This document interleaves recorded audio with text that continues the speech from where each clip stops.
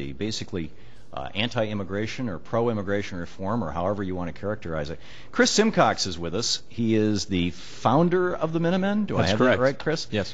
And you are, the thing that I find particularly fascinating is that you have leveraged that fame, notoriety, popularity in the South, I guess, and you live in Arizona. That's correct. To run against John McCain in the Republican primary in 2010. Well, I'm not leveraging that. It's the people of Arizona that have. It was a nominating committee that came to me after January's Republican state elections, when John McCain's machine was kicked out of the party, and basically that was the writing on the wall. And groups came to me and said, we like your record of activism. You've actually accomplished something. We can trust you to go to D.C. and not catch the Potomac fever, as they say, and you'll continue to work for the state. And so that was not meant as a condemnation. No, I mean, that's what's happening around the country. I know, and there's a populist movement in this country, and I think it's happening on both the right and the left. And I think on the right, it is taking people like John McCain in shock. And on the left, I think it's frightening the Obama administration, frankly.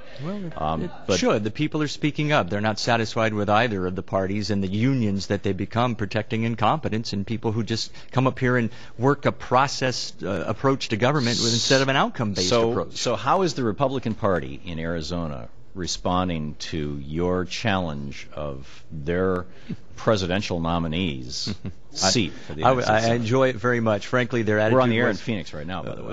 Live. Their attitude was, frankly, who the hell gave you permission to do this? I mean, that was their attitude, and frankly, I don't care. I don't work for the party. I work for the voters, and I work for the Constitution and supporting that. So the party's not helping you?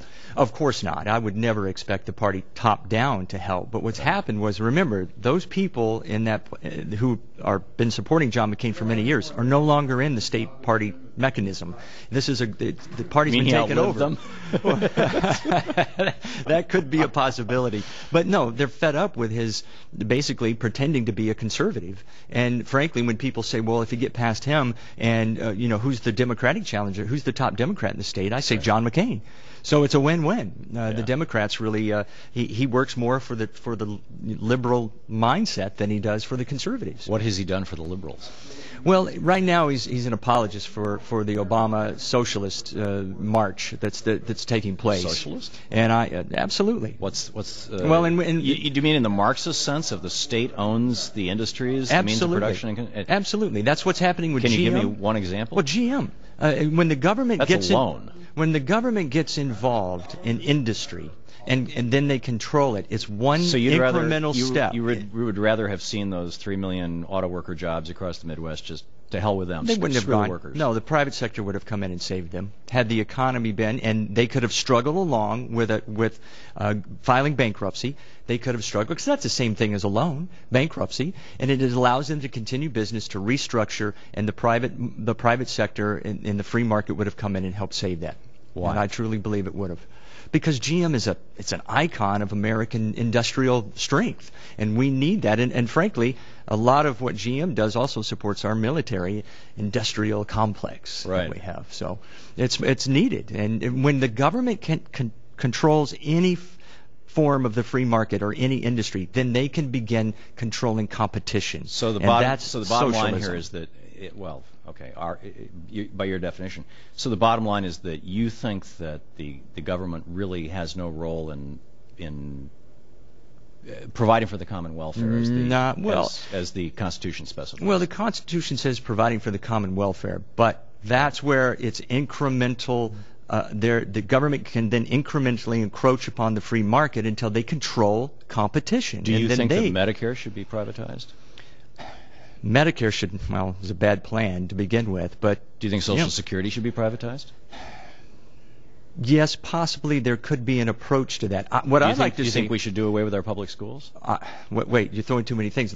I'm just trying to, these are all socialist programs. I'm just curious. Social Security should be eliminated by allowing people to save their own money for their own retirement, tax-free. They're already allowed. Oh, tax-free. Okay. Tax-free. That's the incentive that will drive that. I'm just trying to figure out where you're drawing your lines. Do you think that our fire departments, our socialist fire departments, should be privatized? No, I think that that's the role of government for the common good of communities based on the taxpayer base that wants to support that. So with fire departments, socialism is okay? It's not socialism.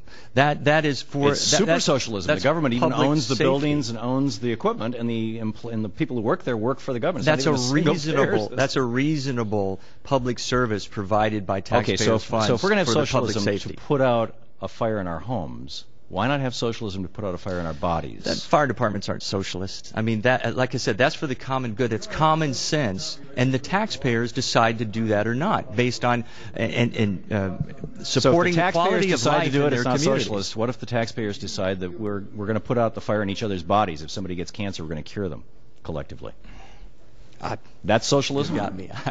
Look, we're talking about two different things. We're talking about the federal government right now, in the sense that they're encroaching upon the free market in this country, and that allows them to control competition, and that's socialism. Okay. All righty. Chris Simcox. Chris, what's the website for your campaign? SimcoxForSenate.com. SIMCOX. Chris Simcox for Senate, running for against John McCain in Arizona. Take note, all you folks at KPHX, I believe it is, in Phoenix, Arizona, where we're on the air, among others. Thanks, Chris, for dropping by. Thanks, Tom. Always an interesting conversation. Coming up next, Jerome Corsi, my old friend. We'll be right back.